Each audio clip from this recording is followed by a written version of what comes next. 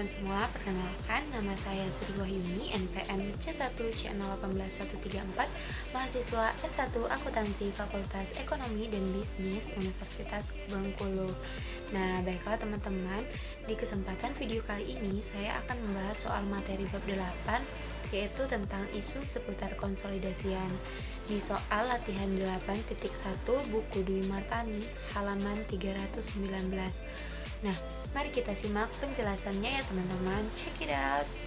Nah, baiklah teman-teman, langsung saja ke pembahasan latihan soalnya. PT Induk membeli 420.000 lembar dari 600.000 lembar saham beredar PT Anak pada 2 Januari 2015. Pada saat itu, PT Induk membayar 630 juta, yaitu sebesar proporsi nilai aset bersih PT Anak. Komposisi ekuitas atau aset bersih pada PT Anak saat itu terdiri dari saham biasa dan saldo laba, masing-masing senilai 600.000 dan 300.000. Saham PT Anak memiliki nilai nominal atau par sebanyak 1.000. Pada tanggal 31 Desember 2015, PT Anak menerbitkan tambahan 150 lembar saham seharga 1.200 per lembar. Yang dimintanya adalah hitunglah persentase kepemilikan PT Induk sebelum dan sesudah penerbitan saham tambahan tersebut jika yang pertama itu seluruh saham tambahan dijual ke PT Induk dan yang kedua seluruh saham dijual ke pihak ketiga. Nah, baiklah langsung saja untuk yang pertama itu jika seluruh saham tambahan dijual ke PT Induk. Nah, di sini entitas anak menerbitkan saham kepada entitas induk, di mana yang membelinya itu bukan PT Induk tetapi pihak ketiga atau non pengendali. Untuk kepemilikan saham entitas induk ini nanti akan bertambah atau meningkat dan untuk pihak non pengendalinya akan berkurang. Nah, lalu berapa kepemilikan sahamnya entitas induk ini? Yaitu dihitung dari 420.000 lembar saham dibagi 600.000 lembar saham yang beredar, yaitu didapatlah 70% untuk kepemilikan saham induk. Lalu apa dampaknya? Dampak dari adanya tambahan saham yang dijual oleh PT Induk atau diterbitkan PT Anak yang dibeli oleh PT Induk mengakibatkan yang pertama itu jumlah saham dimiliki PT Induk sekarang bukan lagi 420.000 lembar tetapi 570.000 lembar.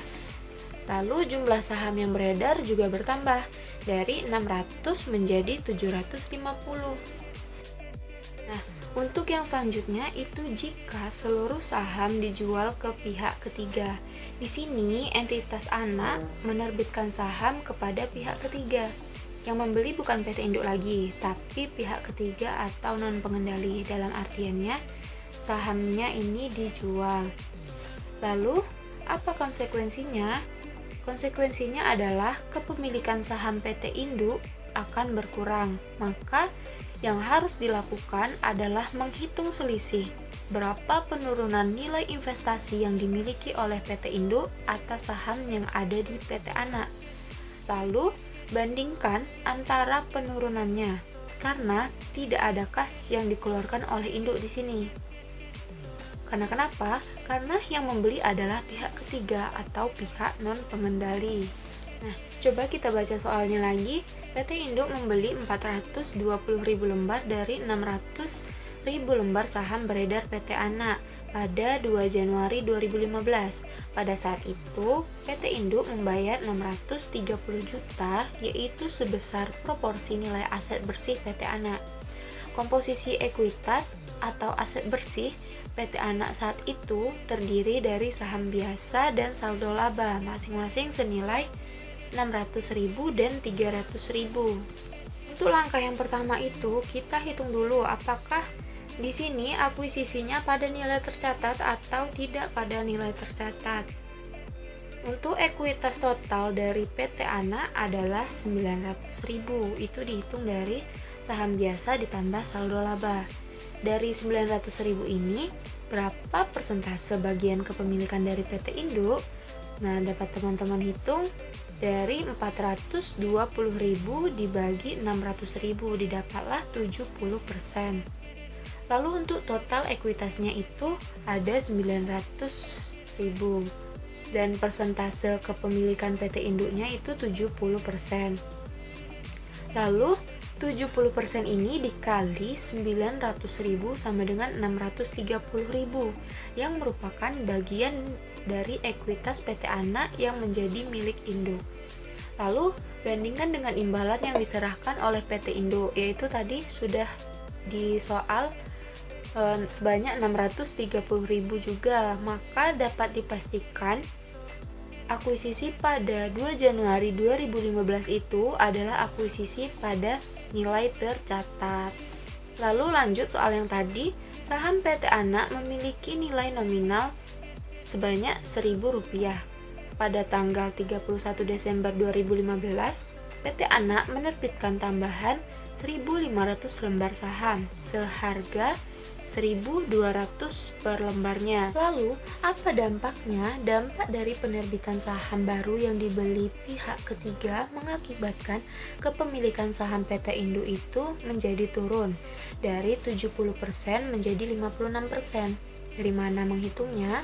Kepemilikan saham PT Induk itu tetap sebanyak 420.000 lembar, tetapi jumlah saham yang beredar menjadi meningkat dari 420.000 jadi 750.000 lembar.